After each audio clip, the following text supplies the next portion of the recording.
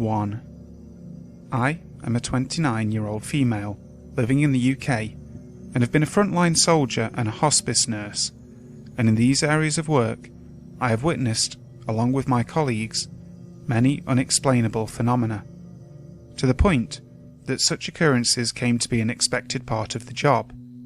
Very few of these experiences have been truly frightening, though some have been unnerving, but the experience I recount now occurred from when I was around 7 until I moved to a different house aged 13, and for me, they were truly terrifying.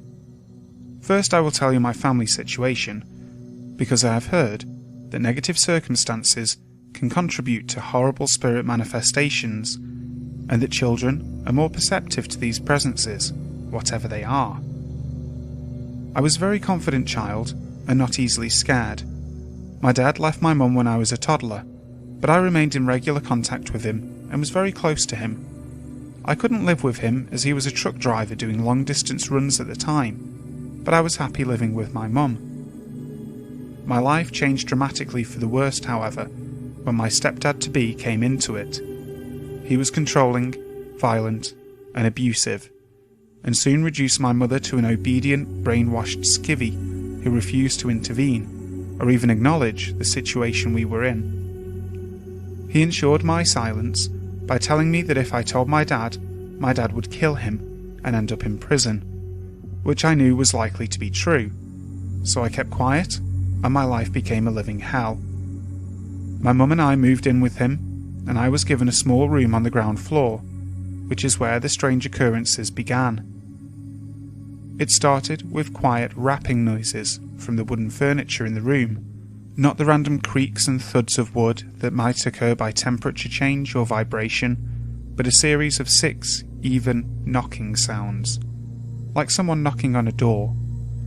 These soon got louder and moved around the room, starting from the far side and moving closer, culminating in a very loud rapping from the bedside table right beside my bed. I opened the cupboards and drawers but never located the source. The house was very quiet, apart from the noises in my room, but as I was alone on the ground floor, only I heard it, and as time went by, these episodes became more frequent and more terrifying in nature, louder and apparently aware of me, as it would begin as soon as I turned the light off, stopping abruptly when I turned it on, making me dread bedtime. This soon developed into other sounds, like muffled voices, breaking glass, plastic bags rustling, and a sound like a cat scratching energetically on furniture. There was a cat in the house, but never in my room. I'm allergic, so I would have known if the cat had been in, but he never had any inclination to venture into my room anyway. Then one evening, after we had all been out, we returned home to find lights on in every ground floor room, and that night, I saw the thing in my room for the first time. I awoke in the early hours when my room was in total darkness. I was facing the wall and turned over to switch on the light on my bedside table. There, right next to my bed, was a tall, solid black figure. "Mum?" I asked, though I knew it wasn't her. No human could fit in the tiny space between my bed and table, beside which this figure, darker than the darkness of the room, was clearly silhouetted, apparently in a long cloak and with hair piled up in a bun on top of the head, much taller than my mum. I reached out, and my hand went through it. I have never been so afraid in my life. I pulled the covers over my head, curled into a fetal position, and didn't dare move, my heart racing, sweating with fear until well after daylight. I did tell my mum, who responded that it sounded like her grandma, and was probably just watching over me, although I felt it was there to frighten me. I was about 13 at this time, and the weird noises in my room had become something I was accustomed to, so this escalation seemed deliberate, and I was once again terrified to be in my room, even by day. Still, I was made to spend the nights in there, and began to see dark shapes moving in the darkness when I dared look.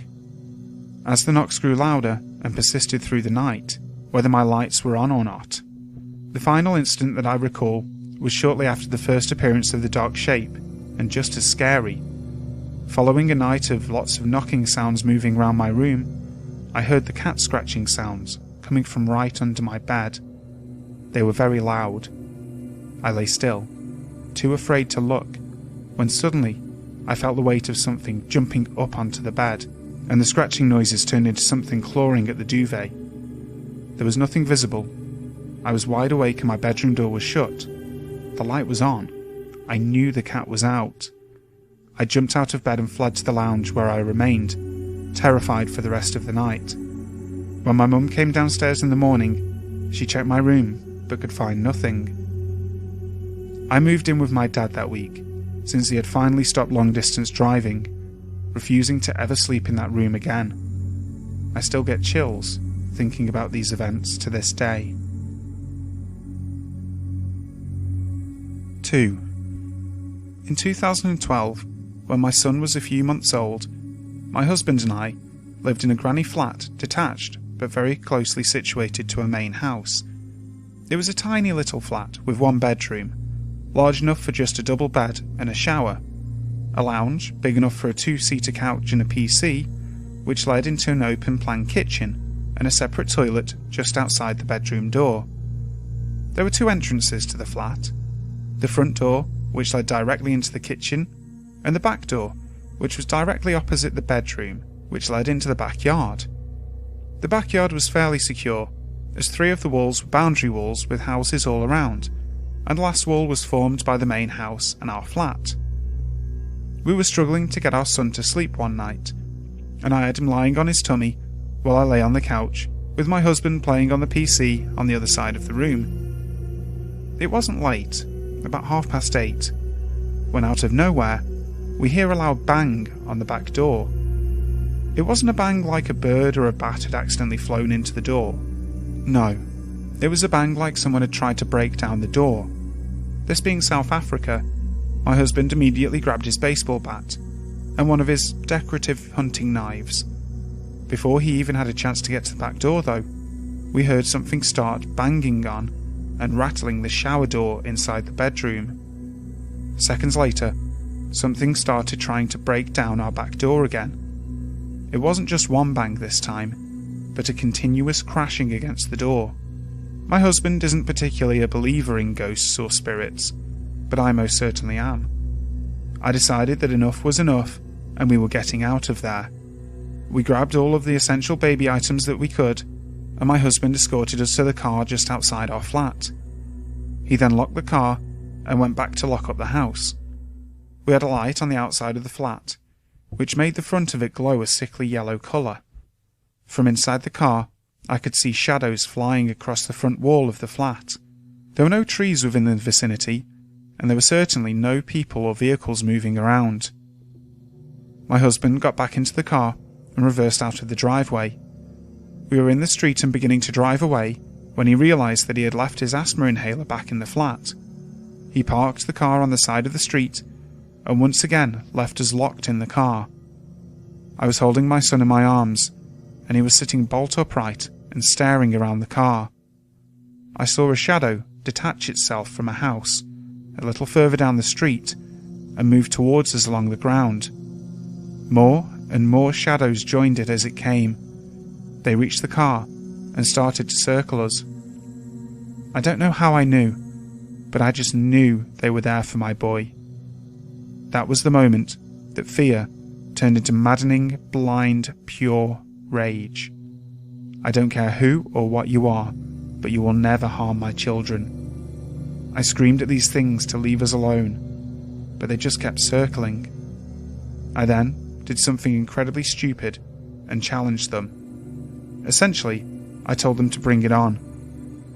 The energy around us was the most intense thing I have ever felt in my life. When I challenged the things, the energy changed from harmful and cruel to protective and strong. I could feel it radiating outwards, with myself and my son as the central point. The things circled once or twice more, and then just disappeared. They didn't melt away or fade away. They were just gone, as if they had never been there.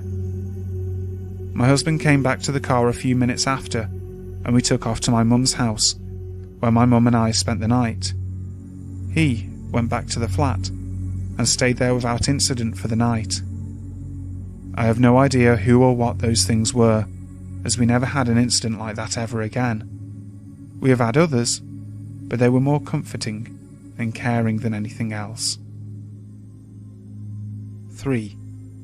This story that I'm sharing with you took place 5 years ago, during the summer of 2011. It was a hot night in a small rural town outside of Montreal, and I was walking home from hanging out with some friends who lived across town from me.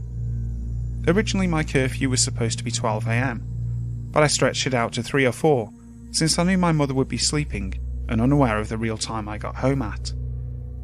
Walking back home around 3 AM in my small town was always dead and quiet, not a person or car in sight. To get home, I would cross a highway that crossed 2 sides of the town I lived in, and would cross through a ditch that was well excluded and hidden by wooded area. As I was cutting through the woods, I had my cell phone's flashlight app on, and noticed something was glowing in the reflection. I found it weird that something would be glowing, because I've never seen anything glow in the reflection of a flashlight. As I got closer, I realised it wasn't something. It looked like someone bent over in the bushes. I paused for a moment and thought to myself, okay, maybe this is an animal reflected in my flashlight. But I took a couple of steps closer and quickly realised that that was not the case. My heart stopped for a couple of seconds, and I just stared. I was looking at a demonic entity. Demonic looking it was indeed. All I could see was its back hunched over as it was fiddling in the bushes. But the way it was hunched didn't look normal and was really unsettling. The ears were pointed, with a glowing body. Then it turned its head, almost as if it sensed me looking at it, and noticed my flashlight on it. The eyes glowed a slightly different colour to the body, more of a yellow than the white, and there was no face that I could see. No nose, no mouth, just 2 glowing eyes and pointed ears. I maybe stood there for a few seconds at most before I reacted. I had 3 options. The first one was to turn my back to it and run the long way home, or run right by it to home, or to quietly walk past it. Something inside me said not to turn your back, and also not to startle it by running, so I chose to walk past it quietly and not to make any eye contact whatsoever with it. And that's what I did. Walking by it was one of the scariest things I have ever had to do, but I swallowed my fear and managed to make it home. As soon as I was out of the wooded area, I started to run, and for weeks after that, I slept with my mother or younger sister. A couple of years later, I decided to use Google to see if I could find any information on the entity I saw, and the closest thing I was able to find to it was the Rake. 4. Firstly, a bit of scene setting. In 96 and 97, I lived in a fairly old terraced house with a cemetery at the end of the road. Cliché, I know, but it's an important detail. Nothing was remarkable about the house or the area. It was just convenient for college. Anyway, I was up late one night on my PC in my bedroom, which looked out onto the street. It was about 2 or 3 in the morning, and for whatever reason, probably to give my eyes a rest, I wandered over to the window and looked down the road in the direction of the cemetery, and I saw 3 people walking slowly down the road. I could see that they were quite old, and appeared to be dressed in funeral clothes, which given the hour was weird. There were 2 women and a man. I'd put their ages at about 80, and the woman in the middle was being steadied by the other woman and the man, and as they came closer, I got the impression that she was upset. My first thought was that given their age, she had recently buried her husband, and the grief had caused her to behave slightly irrationally, causing her to try to be out near the cemetery at that hour, and that the 2 other friends were trying to look after her and get her home. Anyway, it was all interesting enough for me to carry on watching as they got closer to the house. Just outside of the front of the house was a street lamp. I watched them as they made their way past, but when they got to the lamp, they all stopped, and the upset woman in the middle looked up at me and grinned. this is when things got weird. The grin became a sort of grimace, and if there was any colour in her face to start with, it was now dead white. At that point, I realised I was staring right into her eyes. But her eyes were pitch black. Time sort of dilated. If you've ever crashed a car, the final split second before you make impact seems to drag out as you process more information than normal in the time frame. It was that sort of thing. I'm sure we only made eye contact for a second, but it felt like several minutes as my peripheral vision faded, and I felt like all I could see were these two black holes in her face drawing me in. Although the distance between us didn't change, she somehow felt like she was coming closer, and I was kind of aware, although I couldn't honestly say I could see them at that point, that the two people with her were just continuing to look down the road as if frozen, but waiting for this woman to finish whatever she was doing. I was suddenly hit with this intense feeling of dread and panic, so I threw myself on the floor. As soon as I'd broken her gaze, I felt pretty stupid that this upset old woman, who clearly needed help, had spooked me so badly. So I looked out the window again, and there was no sign of them. It was a longish straight road, and the house was towards the middle, so Usain Bolt would have had trouble getting out of sight in the time I looked away, let alone 3 octogenarians. 5. I believe in God. I believe there is a heaven and a hell. I thought because I believed in God, and prayed every day, that nothing could ever enter my home. Little did I know. A little about my house first. The house we live in is my husband's great-grandmother's, and has been in his family since 1942. There's no record of the house being built, but you can tell that it is very, very old. Older than 1942. A few weeks ago, my sister-in-law and my 3-year-old nephew were at our house. The weather was nice, so our door was open, letting a nice breeze in. My sister-in-law, myself, and my husband sat on our veranda while we told my nephew, who we call Billy, to go inside and find some toys to play with. While we were talking, Billy came out and asked us, "Who's that inside?" Keep in mind that only myself and my husband live in our house. Needless to say, we were a little taken aback when he asked us that, and I told him that nobody was inside. He looked at us strangely and just went back to playing. Later in our conversation, Billy's mother mentioned it was strange how he saw someone in our house. She asked him if the person was a boy or a girl. Billy said a boy. She then asked if he was tall like his daddy, and Billy said no, short like Mummy. We looked at each other, pondering what he could have seen.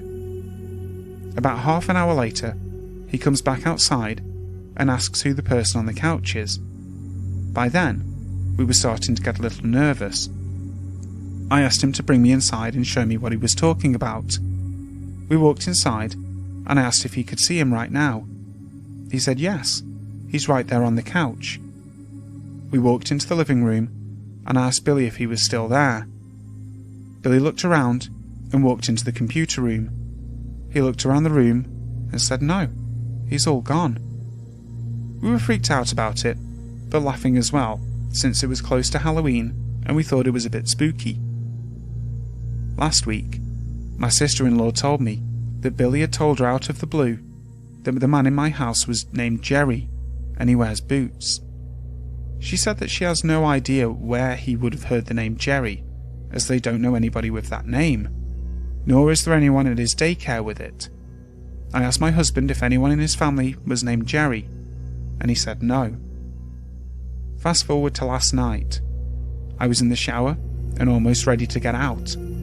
I felt something tug on my hair and didn't really think anything about it.